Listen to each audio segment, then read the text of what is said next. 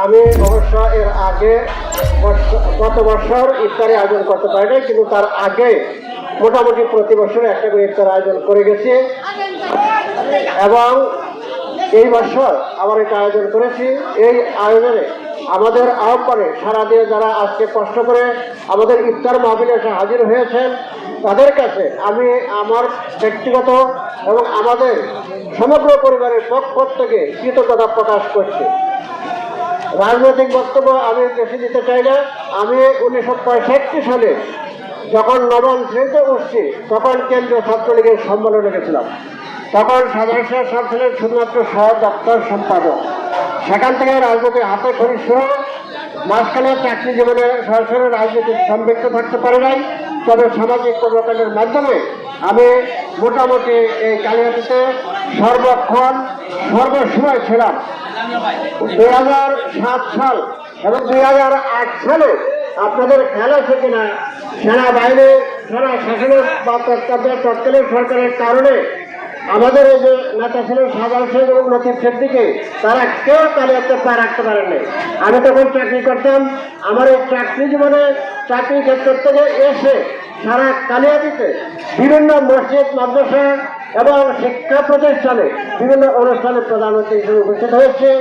আমি আমার জীবনে এ পর্যন্ত 162টি ধর্ম সহ প্রধানমন্ত্রী হিসেবে আমি উপস্থিত হয়েছি। তা আমি আপনাদের বলার কিছু নাই যে আমি হালিম ইঞ্জিনিয়ার 1965 সালে কালিয়াতি গড়াচড়া এই যে রাস্তা দেখতেছেন এই রাস্তাটা আমি করেছি।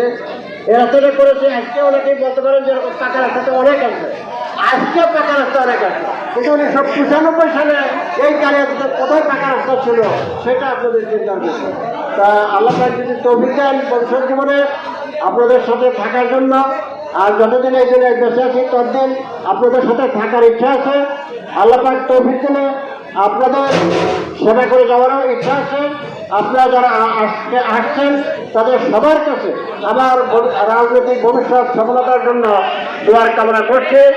আপনারা সবাই ভালো থাকবেন, সুস্থ থাকবেন, আর প্রত্যেকেই এই রমজান মাসে ইসলামের স্তম্ভ রোজা পালন করবেন। আপনাকে আমাকে মনে রাখতে হবে এই দুনিয়াতে জীবনে আমি আপনার যত কিছুই করি আর যত বড় প্রতিবাদী হই অথবা যত গরিব মানুষই হই, সবাইকে কিন্তু এই পৃথিবী ছেড়ে চলে যেতে হবে, পরকালে চলে যেতে হবে, আল্লাহর কাছে চলে যেতে হবে, আল্লাহর কাছে জবাবদিহিতা করতে হবে। কারণ ইসলামের 5 স্তম্ভ 3 স্তম্ভ রোজা আপনার সবাই পালন করবেন। এই মাসে আল্লাহর কাছ থেকে সবার পূর্বেকার সমস্ত গুনাহ মাফ করে নেবেন এবং আপনাদের যাতে রহমত নাযিল করেন সেই কামনা করবেন। এবং আপনারা যারা যাকাত প্রযোজ্য তারা যাকাতও প্রদান করবেন। আপনারা সবাই ভালো থাকবেন, সুস্থ থাকবেন।